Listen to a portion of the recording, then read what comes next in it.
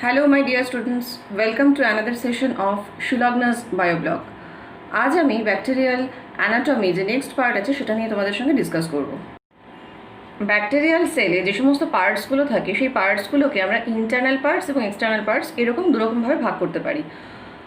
তো যেই অংশগুলো যেই অর্গানেলসগুলো ওর ভেতরে থাকে যেমন মেসোজোম, রাইবোজোম, নিউক্লিয়েড, এইগুলোকে আমরা ব্যাকটেরিয়াল ইন্টারনাল পার্ট বলে ধরে নিই এবং এক্সটার্নাল পার্ট মানে পিলি, ফিমব্রি, ফ্ল্যাজেলা যেগুলো সেল মেমব্রেনের বাইরের দিকে প্রোট্রুডেড আউট বা সেল মেমব্রেন থেকে বাইরের দিকে থাকে সেগুলোকে আমরা এক্সটার্নাল পার্ট হিসেবে গণ্য করে থাকি। তো চলো দেখা যাক আমাদের এই ইন্টারনাল আর এক্সটার্নাল পার্ট তাদের কি ফাংশন, কীভাবে তারা তৈরি হয়েছে।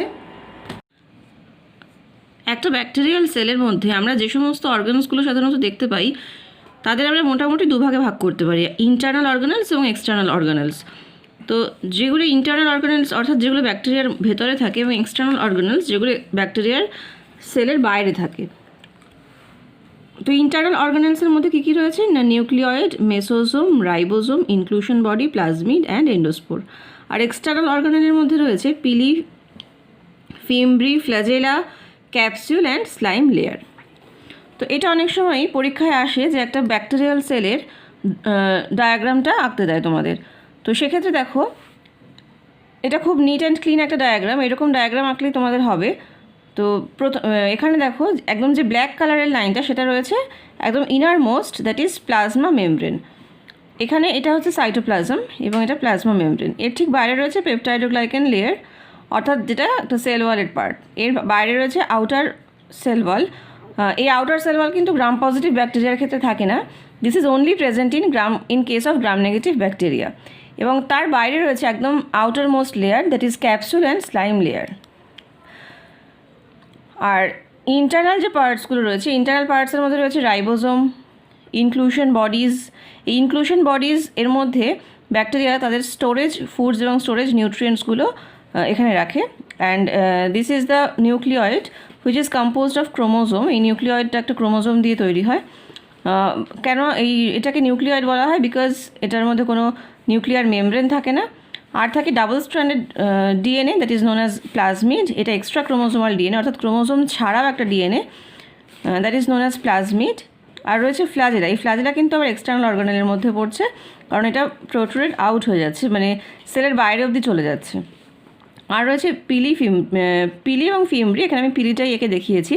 এই পিলি আর ফিমব্রি এটা কিন্তু অরিজিনেটেড হচ্ছে আউটার সেল ওয়াল থেকে, বাট ফ্ল্যাজেলা কিন্তু একদম সেল মেমব্রেন থেকে তৈরি হচ্ছে। প্রথমেই আমি ক্যাপসুলার স্লাইম লেয়ার দিয়ে স্টার্ট করছি। This is the outermost layer of the bacterial cell. So what is the difference between capsule and slime layer? Capsule আর স্লাইম লেয়ারের বেসিক ডিফারেন্সটা কী? ক্যাপসুলের মধ্যে ফার্স্টে আমাদের জেনে রাখতে হবে যে সমস্ত ব্যাকটেরিয়ায় কিন্তু ক্যাপসুল বা স্লাইম লেয়ার প্রেজেন্ট থাকে না। কিছু স্পেসিফিক ব্যাকটেরিয়ায় ক্যাপসুল অথবা স্লাইম লেয়ার থেকে থাকে।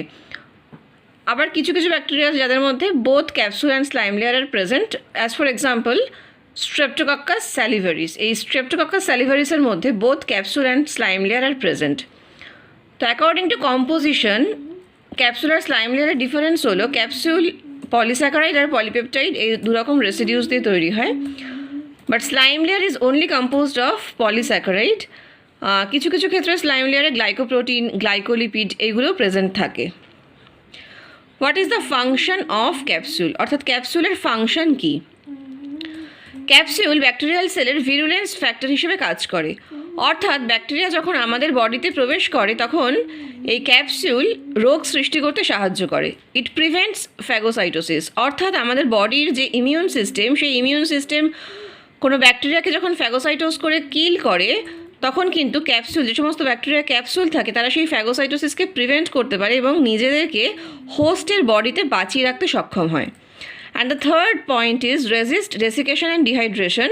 It means ক্যাপসুলের লেয়ারের মধ্যে প্রচুর ওয়াটার মলিকিউলস থাকে যেগুলো কিনা কোনো ব্যাকটেরিয়াল সেলের ডিহাইড্রেশন বা ডেসিকেশন থেকে ব্যাকটেরিয়াটাকে রক্ষা করে। তো আমরা এই ক্যাপসুলার স্লাইম লেয়ারকে আমরা এই গ্লাইকোক্যালিক্সও বলতে পারি। গ্লাইকোক্যালিক্স অ্যাকচুয়ালি অনেক এই পলিস্যাকারাইডের লেয়ার। তো যখন এই গ্লাইকোক্যালিক্সটা খুব টাইটলি অ্যাটাচড থাকে সেল ওয়ালের সঙ্গে তখন তাকে আমরা বলবো capsule. But when it is loosely attached, then it is known as slime layer. Bacillus anthracis contains D-glutamic acid in capsule.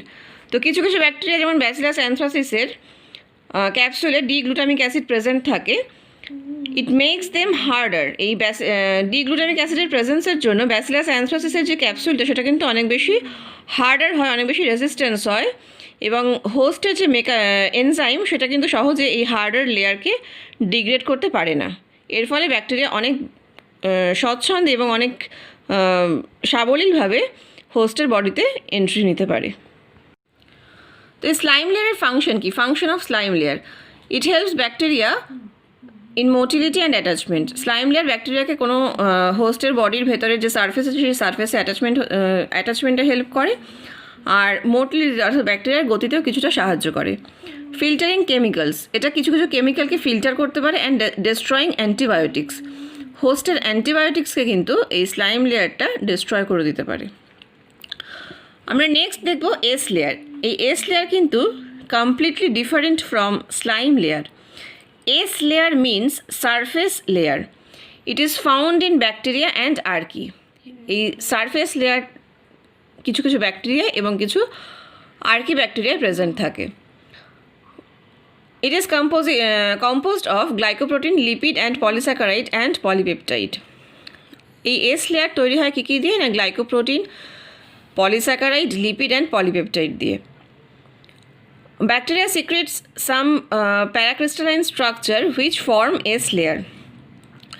তো ব্যাকটেরিয়ার কিছু সিক্রিশন রয়েছে, ব্যাকটেরিয়ার সেল ওয়াল থেকে কিছু কিছু সিক্রিশন আসে, যেমন সেগুলো প্যারাক্রিস্টালাইন স্ট্রাকচার ফর্ম করে, এবং সেগুলোই এস লেয়ার বা সারফেস লেয়ার হিসেবে ব্যাকটেরিয়ার একদম আউটার মোস্ট পার্টে থাকে। আর এইগুলো সাধারণত স্কোয়ার অর জিওমেট্রিক শেপের হয়। গ্রাম পজিটিভ এবং গ্রাম নেগেটিভ এবং কিছু কিছু আর্কি সবার মধ্যে এই এস লেয়ারটা থাকে।